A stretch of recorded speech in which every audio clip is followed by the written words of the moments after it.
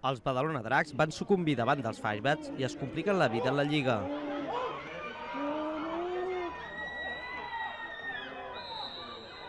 En aquesta jugada manca de 13 segons pel final, els negre i plata van poder empatar el partit a 27, però el fit gol del Francesc Palanca no va entrar i els badalonins van acabar perdent per un ajustat 24-27. El partit va començar de cara per l'equip de Badalona. Un fit gol de Palanca i un touchdown de Joan Carles Bartra només van ser contrarrestats per una anotació dels valencians.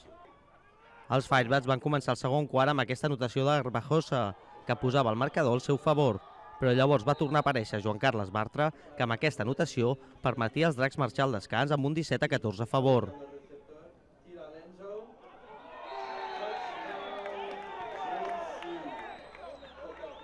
En la segona meitat els Firebats van tornar a capgirar el marcador. Daniel Iniesta anotava aquest touchdown que amb l'extra point deixava el resultat en 17-21 pels valencians. Però abans que acabés el tercer període, Palanca anotava aquest touchdown i convertia també el corresponent extra point. Guanyaven els Dracs i només mancava l'últim quart per rematar el partit. Els Firebats, però, no es van rendir i van aconseguir notar un últim touchdown.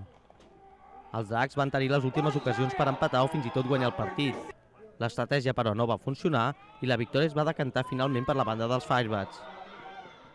Amb el 24-27 final, els Dracs perden un partit més i també l'average, tot i que encara depenen de si mateixos per classificar-se pels play-off pel títol.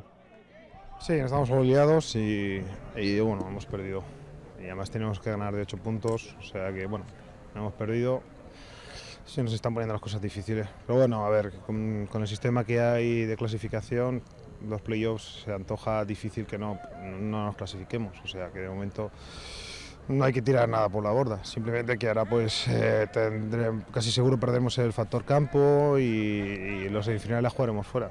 Bueno, seguir trabajando, a ver si conseguimos superar este bache de lesiones y de mal juego.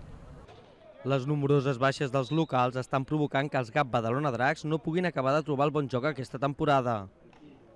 En el partit d'aquest cap de setmana, fins i tot, Keith Lockwood, el quarterback que ha vingut a cobrir la lesió d'ahir a Eixol, va donar un bon ensurt en l'últim tram del partit. Afortunadament, no es va lesionar i podrà jugar el proper partit a casa contra Pioners. Guanyar els de l'Hospitalet i debutar a Europa són ara per ara els objectius immediats dels Dracs. El cap de setmana següent a guanyar Pioners i el següent a Itàlia. No hi ha més. Sí, esa es la intención, pasar página. Lo que pasa es que como estamos sumando estas derrotas así, están haciendo mella. Intentar pasar página y mañana el lunes volver a entrenar e intentar que la gente, los jugadores quieran un poco más. A ver si podemos conseguir superar esa barrera de ese punto o 3 puntos por los que estamos perdiendo. Els Dracs no tenen gaire temps per a lamentacions. Aquest proper cap de setmana, els badalonins rebran els Hospitalet Pioners i necessiten la victòria per assegurar-se la quarta plaça de la fase regular. Per la seva banda, els Firebats rebran els Ossos de Madrid, líder invicte i equip revelació de la Lliga Nacional de Futbol Americà.